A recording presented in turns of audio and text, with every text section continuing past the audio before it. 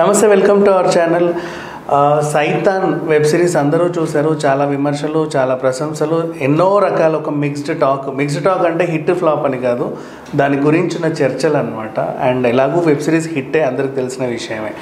కాకపోతే రీసెంట్గా దీంట్లో డిలీటెడ్ సీన్స్ అని చాలామంది రిలీజ్ చేస్తుంటే ఇవి ఎందుకు డిలీట్ చేశారు, అంతా పెట్టి ఇవి మాత్రం ఏం తక్కువ అయ్యాయి వీటికి అని చెప్పేసి నాకు డౌట్ వచ్చింది. దీని గురించి డైరెక్ట్ యూనిట్ వాళ్ళని అడుగుదాం అనుకున్నాను. మన ముందు బాలి కేశవ ఉన్నాడు, అతను అడిగి తెలుసుకుందాం. Hi Keshava. Hi, hello everyone. Cool. And ఇప్పుడు ఈ గుర్తింపు, ఫర్ ఎగ్జాంపుల్ కంచర్పాలెం గుర్తింపు పక్కన పెట్టేసాయి. ఈ బోల్డ్ సీన్ చేసి అంటే కంచర్పాలెంలో అంటే నువ్వు ఏదో మంచి క్యారెక్టర్ చేసి మా అబ్బాయి ఏదో అయ్యాడు అని ఉంది. ఇప్పుడు ఇది చూసిన తర్వాత మీ ఇంట్లో మీ మదర్, మీ ఫాదర్ వాళ్ళ రియాక్షన్స్ ఏంటి అసలు? యాక్చువల్గా సైతాన్ ఫస్ట్ గ్లిమ్స్ రిలీజ్ అయ్యాయి, ట్రైలర్ రిలీజ్ అయ్యాయి. ఫస్ట్ నేను సైతాన్ గ్లిమ్స్ ట్రైలర్ రిలీజ్ అవ్వబోతుకి ఇంట్లో ఉన్నాను, డిజ్నీ ప్లస్ హాస్టల్లో. మా ఫాదర్, మదర్ అందరూ ఉన్నారు, అందరూ ఉన్నారు. నాకు తెలుసు బూత్ ఉంటాయి అని, కాకపోతే నేను కూడా ఫస్ట్ టైం కదా చూడడం. స్క్రీన్ టీవీ, పెద్ద టీవీ, ఫుల్ డోర్లు వేసి బ్లూటూత్ ఫుల్ సౌండ్స్ అవి పెట్టి ఇంకెవరు ఉంటాయి వేసుకొని ఫ్యామిలీతో చూసావు. ఫస్ట్ బాగానే ఉంది. కోస్తున్నా ట్రైలర్లో బూత్లు ఉన్నాయి చూశారు. మా మమ్మీ ఇలా చూసారు, మా డాడీ ఇలా చూసారు. చూసి ఇంకేదైనా చెయ్యాలా, ఇంకంతేనా, మా మమ్మీ అంటే ఇంకా వాళ్ళు ఏం చెప్తా చెయ్యాలా, నువ్వు ఇంకేం చేయడం అవ్వదా, సో అంత బూతులు సినిమా తీసావా. బట్ సపోర్ట్ అయితే చేస్తారు, ఏదైనా చేయొచ్చు. కానీ యూ డూ ఎనీథింగ్, ఎందుకంటే అది వాళ్ళ సపోర్ట్ వల్లే కదా మనం ఈరోజు ఎక్కడ ఉన్నాం. సో ఏదైనా చెయ్యమంటే మా మమ్మీ అలా షాక్ అయ్యారనమాట. ఇప్పటి వరకు చేసిన సినిమాలన్నీ ఈ లవ్ ట్రాక్లు, లేదంటే ఈ సర్వర్ క్యారెక్టర్ వేయడం, ఒకేసారి ఈ కత్తెట్ చంపినవి మా మమ్మీ చూసినప్పుడు అయితే ఒళ్ళు అంటే షాక్ అయ్యారు అందరూ. ఆ ట్రైలర్ లో ఆ బాలి లవ్ స్టోరీ చూపించిన అనేవాళ్ళం కాదు. సో ఏదో రొటీన్ సర్లే ఏదో లవ్ ట్రాక్ అనుకోని మా మమ్మీ వాళ్ళు కూడా ఫీల్ అయ్యారు. ఆ బూతులు, ఆ చంపేది అంటే మా మమ్మీ యాక్చువల్గా రక్తం చూస్తే ఎవరికైనా భయం బేసిక్గా. ఆడిని చంపేది అవి అంటే మా ఇంట్లో ఫుల్ షాక్ అయిపోయి, మా ఫాదర్, మదర్ కానీ చాలా బాగా చేసావు, చాలా బాగుంది. మా అన్నయ్య వీళ్ళందరూ కూడా. మా మమ్మీ ఏంటంటే ఫస్ట్ ఒక 1 hour 2 hours కూడా అలాగా ఆలోచించి ఇలాంటి క్యారెక్టర్ చేయాలా, ఎలా ఉంటుందా, ఇంత బూతులు ఉంటాయా, ఇంకా అలా ఏం చెప్తే ఏదైనా చేయాలా అనేసి అలా అన్నీ. అది ట్రైలర్ రియాక్షన్. ఇప్పుడు ఫస్ట్ ఎపిసోడ్ చూసిన తర్వాత చెప్పు. అంటే నేను ఎపిసోడ్స్ రిలీజ్ అయ్యాక ఎక్కడ కాదు ఉన్నాను, సో ఇంటికి వెళ్ళాను బేసిక్గా. సో నాకు వస్తున్నాయి కానీ ఓన్లీ అంటే తిన్నావా, ఉన్నావా, ఏం సినిమాలు చేస్తున్నా, అక్కడ ఉన్నా అని చెప్తున్నారు. కానీ సైతాన్ చూసాము ఎలా ఉంది, ఇంటికి వెళ్ళాక అప్పుడు వాళ్ళ రియాక్షన్స్ చూసాను అని అదనమాట. అంటే బయట నేను ఇప్పుడున్న రూమ్స్ కానీ ఇప్పుడు తిరుగుతున్న లొకాలిటీ అది కూడా సైతాన్ అంటే ఫుల్ ఇంటిపై అలా తీస్తారు, అంత బూతులు ఏంటి అది అని అంటారు అందరూ కూడా. మదర్ క్యారెక్టర్ చాలా బోల్డ్గా చేసింది ఆవిడ. అండ్ ఒక టైప్ అంటే సరే ఈ అమ్మాయిని కూడా 4 రోజుల ముందు ఆ సేవ్ ద టైగర్స్ ఇది చూసేసరికి అసలు ఎవరన్నా complete class complete exactly. So అవి ఉంటాయి. బట్ ఆ సీన్స్ ఇవన్నీ చూసిన తర్వాత పేరెంట్స్, మీ ఇంట్లో వాళ్ళని ఎవరేమనట్లేదా మీ అబ్బాయిని ఎందుకంటే అలా చేపిస్తున్నారు, పాడవుతున్నాడు పిల్లోడు అని? అలా ఏం లేదు. బేసిక్గా మా పేరెంట్స్ ఏంటి అంటే అందరు స్పోర్టివ్గా తీసుకుంటారు, అందరు టైప్ ఆఫ్ కాదు. ఎవరైనా చెప్పినా కూడా ఇటు నుండి విని ఇటు నుండి వదిలేస్తారు.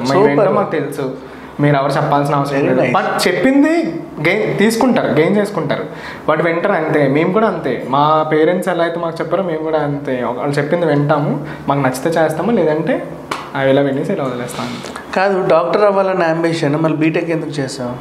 బేసిక్గా డాక్టర్ అవుదాం అనుకున్నాను. బేసిక్గా నాకు డాక్టర్ అవుదామని ఎందుకు వచ్చింది అంటే, మా తాతయ్య, మా నాన్నమ్మ ఆ ఏజ్లోని మా ఫ్యామిలీలో కొంతమంది, మా బావ కానీ మా సిస్టర్స్ కానీ కొంతమంది డాక్టర్స్ ఉన్నారు.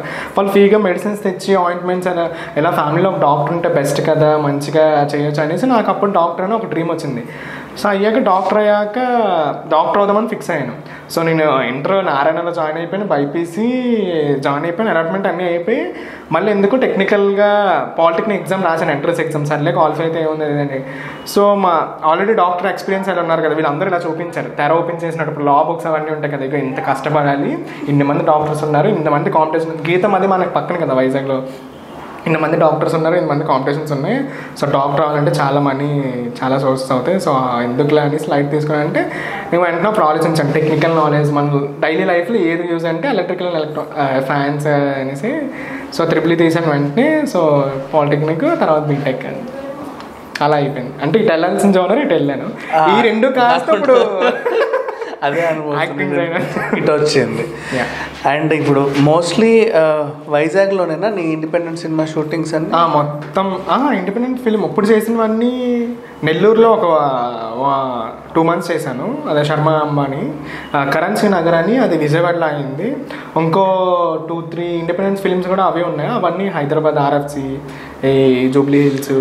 ఏది పడితే అది ఒప్పేసుకుంటున్నావా డబ్బుల కోసం, లేకపోతే చూసింగ్ ఏది పడుతుంది అంటే ఆల్రెడీ నాకు వచ్చిన క్యారెక్టర్ అన్ని మనకు ఉంటుంది. ఎందుకంటే సిటీకి వచ్చాం, హైదరాబాద్కి వచ్చే అవకాశాలు ఏదన్నా యూటిలైజ్ చేసుకొని రోజు పని చేయాలి.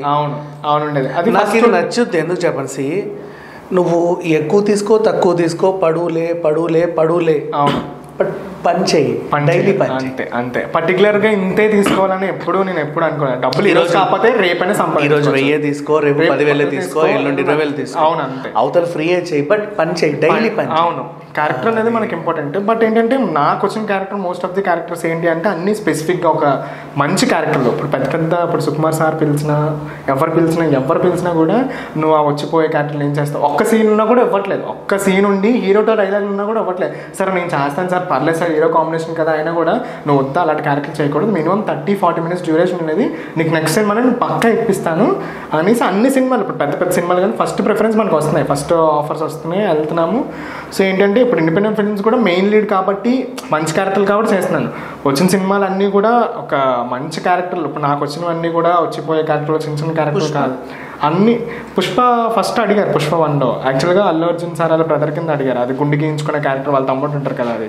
సో సార్ ఏమన్నారంటే అక్కడ ఏడీస్ ఉంటారు అనమాట. సో ఇలా నువ్వు ఆల్రెడీ ఆల్రెడీ నువ్వు మంచి సినిమాలు చేసావు, చిత్రలహరి ఇలాంటి మంచి 30 minutes ½ an hour క్యారెక్టర్లు చేసావు, ఇలా వచ్చిపోయే క్యారెక్టర్లు ఏం చేస్తావు అని పుష్ప 2లో ఏదైనా ఉంటే చెప్తాను అని అన్నారు. సో పుష్ప 2లో అడిగాను, ఇప్పుడు విలేజ్ బ్యాక్ డ్రాప్లో ఏమైనా ఉంటాయని అంటే సార్ ఏంటంటే బేసిక్గా ఎవరైనా, ఇప్పుడు ఈ సార్ అనే కాదు, ఎవరైనా కూడా, ఏ డైరెక్టర్ అయినా కూడా స్పెసిఫిక్గా ఒక కామెడీ రోల్ కానీ, ఒక జానర్ కానీ, ఒక థ్రిల్లర్ కానీ అలాంటి స్పెసిఫిక్ క్యారెక్టర్ ఉంటేనే పిలుస్తున్నారు. అంతేగాని ఒక డైలాగ్ ఉండి, ఒక సీన్ ఉండి, పెద్ద సినిమాలు ఎడిటింగ్లో కట్ అయిపోతాయి. సో ఎందుకు నువ్వు బాధపడ్డాము అనేసి ముందే నాకు చెప్పేసి కాంప్రమైజ్ చేసి అనేసి అన్నారు. సో చలో, ఎనీవే థ్యాంక్స్ అలాట్ కేశవ. ఇంకా చెయ్యి, మళ్ళీ కలుద్దాం మనం నెక్స్ట్ జర్నీని కూడా. And thank you so much. ఇది బాలీ లవ్ స్టోరీ, బాలీ అసలు స్టోరీ. అండ్ నెక్స్ట్ దీంట్లో డిలీటెడ్ సీన్స్ ఏం లేవు, అన్నీ చెప్పేశాడు. అండ్ తర్వాత ఇంటర్వ్యూలో మరోసారి మనం కేశవతో కలుద్దాం. Until then thank you so much. Okay, thank you so much.